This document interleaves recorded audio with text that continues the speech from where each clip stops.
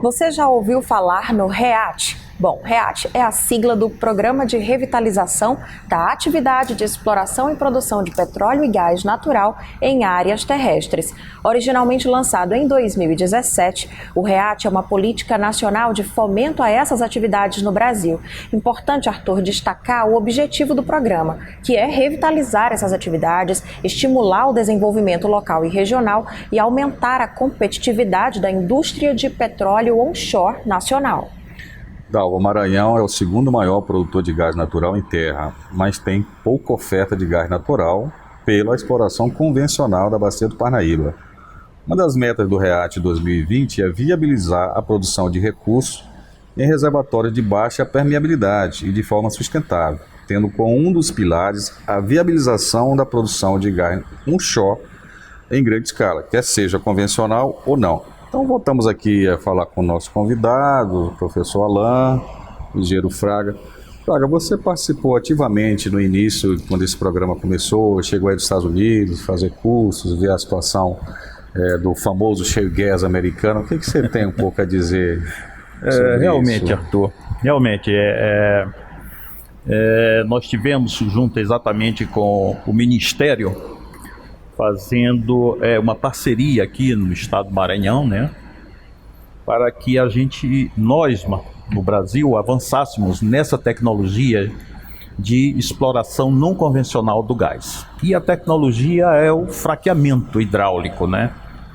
O fraqueamento hidráulico, nós não temos legislação nacional que dê suporte a ela, né? Muito menos o estado do Maranhão. Inclusive tem estados como o Paraná que a proibiu, né? Tem uma legislação estadual que é anticonstitucional, que não pode legislar sobre isso. Exatamente. Então surgiu o quê? O que nós tínhamos eram resoluções, ANP, muito bem feitas, escritas, mas que não tinham força de lei. Então a justiça facilmente bloqueou. Bom, não é lei. Então, só com resolução da ANP não dá para avançar com essa tecnologia que é polêmica no mundo todo. Mas, o que acontece? Acredito eu, pelos estudos que fizemos, o Maranhão tem grandes possibilidades de produzir gás através da tecnologia do fraqueamento. É uma possibilidade, como vários outros estados têm, como a Bahia. O fraqueamento, ele dá alta produtividade à exploração. Um poço de fraqueamento com o uso dessa tecnologia equivale a 100 poços da tecnologia comum. Então nós temos hoje na Bacia do Parnaíba, na época nós tínhamos 120, 130 poços.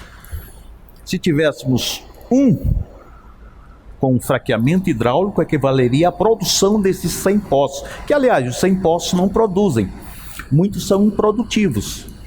É verdade, Fraga, mas assim, o último levantamento da EPE, a Empresa de Pesquisa Energética do Brasil, mostra que a Bacia do Parnaíba tem o potencial para o shale gas, para o shale oil e para o tight oil também.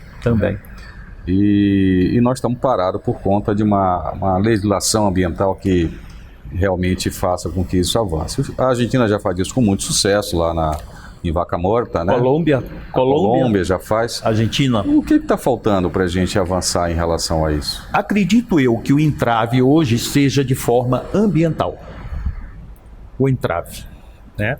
Que nós precisamos de um arcabouço regulatório, principalmente na área ambiental, para que dê suporte à exploração com a tecnologia do fraqueamento. Porque o que acontece, Arthur? O gás, o óleo, no Maranhão, na Bacia do Parnaíba, ele não tem grandes quantidades em cavidades. Não é isso. Ele está lá no shale, né? Lá embaixo. Então você precisa, de alguma forma, uma tecnologia que faça acesso a esse shale de gás. E a tecnologia do fraqueamento, que é a pressão hidráulica em cima da rocha mole, liberando gás e petróleo, isso vem aumentar muito a produtividade de um poço. Os poços explorados no Maranhão aí de 6, 8 anos, alguns até 5. Um poço de fraqueamento vai a 30 anos. Porque é o mesmo poço com a tecnologia do fraqueamento. Eu tive nos Estados Unidos. Você teve lá, né? Tive lá num curso de imersão exatamente de fraqueamento na Universidade de West Virginia, numa parceria do Ministério de Minas e Energia com o governo americano. E eu fui representando eram 2 colegas aqui do Maranhão, fomos lá representar. E na realidade foi um curso de imersão em fraqueamento, onde o governo americano convidou os players, professores, academia, empresários, técnicos. Fizemos visita a um poço em exploração de fraqueamento também, nos mostraram a tecnologia. Então, acredito que essa tecnologia vem nos dar exatamente aquilo que estamos esperando, que é uma exploração com alta produtividade do gás e óleo no cheio que existe na bacia do Parnaíba. Agora eu vou pedir só uma licencinha para a gente explicar para quem está acompanhando e não entendeu muito bem o que quer dizer essa tecnologia, para a gente explicar, gente, assim, ser um pouquinho didático nessa explicação que é o fraqueamento e por que ele causa essa polêmica ambiental, por que ele pode ser um agressor do ambiente. Perfeito. Vamos lá. É uma tecnologia nova, tem o que hoje? Deve ter 15 anos de exploração no mundo. Estados Unidos, em West Virginia, é muito utilizado. E West Virginia, Pensilvânia, em 1700 já produzia petróleo e gás. Agora que eu digo recentemente, nos últimos 10 anos, West Virginia tornou-se uma nova fronteira de exploração de gás. Exatamente por causa dessa tecnologia. O que é esta tecnologia? Perfeito. Vamos lá. Atualmente, a tecnologia convencional, você faz a sísmica de detecção onde está o poço. Nossa bacia não existe grandes cavidades com petróleo bruto. Existem pequenos poços, né? E a tecnologia atual é como se eu introduzisse uma sonda e fosse lá atrás daquele pocinho com gás e petróleo. Fuçar, literalmente, o solo. Verticalmente, chega até lá. 2.500 metros, 3.000 metros, está lá, encontra. Em 5 anos acaba. 5, 6, 8 anos acaba. A tecnologia do fraqueamento é diferente. O que acontece? Você perfura, quando chegar exatamente por prospecção geológica, você sabe exatamente a que profundidade está a rocha com gás, que é uma rocha que tem lá embaixo, que ela é uma rocha frágil, porosa, né? Porosa, com pressão, ela se quebra. Sim. E essa pressão é hidráulica. Então o que se faz? Injeta-se a sonda, injeta-se pressão hidráulica, essa pressão hidráulica quebra a rocha e expulsa o que está na rocha. O que está na rocha? Gás e petróleo. Quando eu tive nos Estados Unidos, a tecnologia atual deles, na época, a sonda ela entra na vertical e depois ela inclina para a horizontal. Lá na época eles estavam a 8 quilômetros na horizontal. 8 quilômetros. E o projeto era para ir a 12. É uma tecnologia bem avançada, mas bem desenvolvida, né? Acho que as questões ambientais até nos Estados Unidos já estão bem resolvidas. Bem, eu creio que o único estado hoje dos Estados Unidos que proíbe hoje é o estado de Nova York. Mas uma questão que fica é que o REACT, quando começou, era exatamente para dar subsídios para que a gente avançasse com a legislação ambiental. E o Maranhão foi convidado, junto com a Bahia, que é os 2 estados que têm um potencial de fazer essa tecnologia. E por que não avançou, Fraga? Arthur, eu te digo, é preciso sinergia. Eu não vi muita sinergia dentro do próprio governo federal. Era só o Ministério. Atualmente nós temos uma sinergia maior. Nós temos o Ministério de Minas e Energia, Ministério da Economia, Presidência da República. Você fala, na época não tinha entre os Ministério do Meio Ambiente. Então está uma sinergia federal muito grande.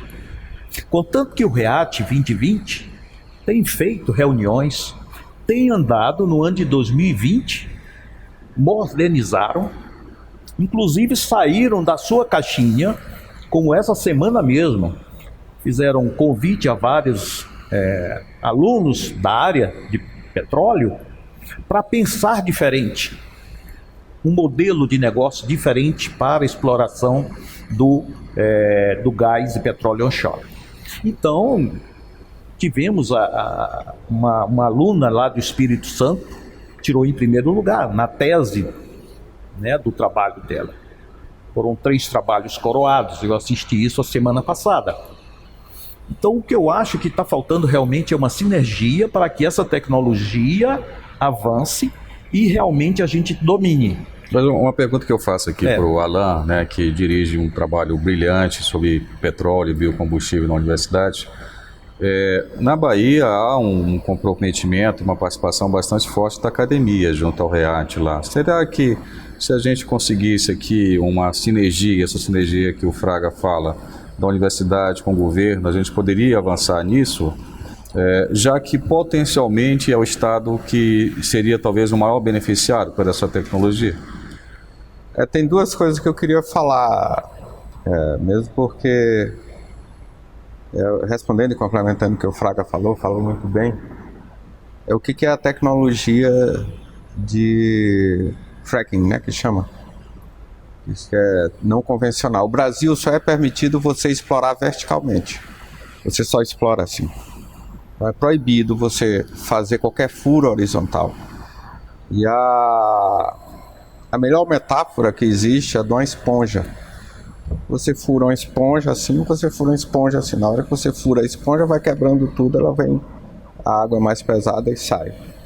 Quanto ao REAT, né, e o Arthur, como sempre, fez a pergunta brilhante, né?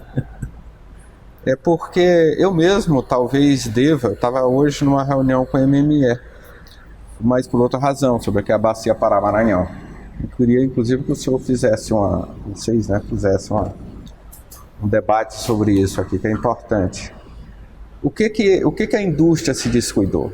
A indústria de petróleo é intensiva em dinheiro, em recursos financeiros, e ela é intensiva em tecnologia. Mas ela, internacionalmente, ela é muito forte no meio ambiente. Você explora lá em Dubai, no meio do deserto, mas explora na Noruega, no meio do gelo. E tudo com regras e legislação ambiental. Nós aqui nos descuidamos, principalmente a academia. A academia, ela tem um lado crítico, mas não tem o lado da construção da solução. A prática. Então, a construção da solução, porque seja lá o que for, Dalva, você precisa de energia. Então, não tem como você renunciar à energia. Você diz, eu não quero gás, eu não quero óleo. Então, o que eu acho de fato, Arthur, é corroborar, na verdade, o sentido da tua pergunta. Nós precisamos da academia no debate. E colocar a academia no debate da exploração. Não é só uma crítica à exploração per si, por conta do fracking, que fala, o fracking não pode. Por que não pode mesmo? Vamos estudar. Por que mesmo que não pode? Porque nos Estados Unidos foi proibido. Sim, mas nós estamos no Brasil, e aí? Né? Então essa é a pergunta que tem que ser feita para os brasileiros se decidirem o que eles querem. Eu creio que até quando iniciou esse processo nos Estados Unidos, houve bastante críticas ambientais, e às vezes até infundadas, com relação à contaminação de lençóis freáticos, quando na verdade o fraturamento ocorre em profundidades muito abaixo do lençol freático. Eu acho que esse debate ele é importante, eu acho que a academia ela deve puxar um pouco isso, e na verdade o que me causa um pouco de desconforto, já há algum tempo que a gente participa dessa cadeia, e na universidade se faz um trabalho muito bom lá com você, é que o debate sumiu. Não há debate, é simplesmente uma proibição, né?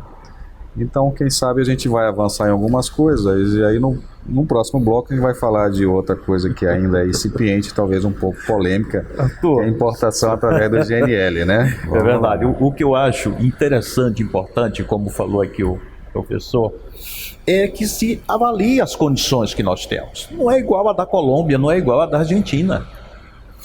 O risco do fraqueamento são exatamente fendas geológicas. É um risco.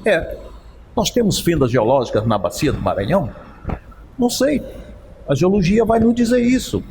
Então, esse é que é o risco. Nós temos que mapear tudo isso. É verdade. É? Eu diria que isso aí daria só um programa a falar sobre isso, trazer, quem sabe, especialistas em porta-voz aqui da área ambiental, né, Dal? Mas Certamente. vamos partir para a próxima. A gente vai poder aprofundar isso futuramente. Agora você continua com a gente para mais um rápido intervalo. Na volta, nós vamos conhecer melhor as possibilidades de investimento do novo mercado de gás natural.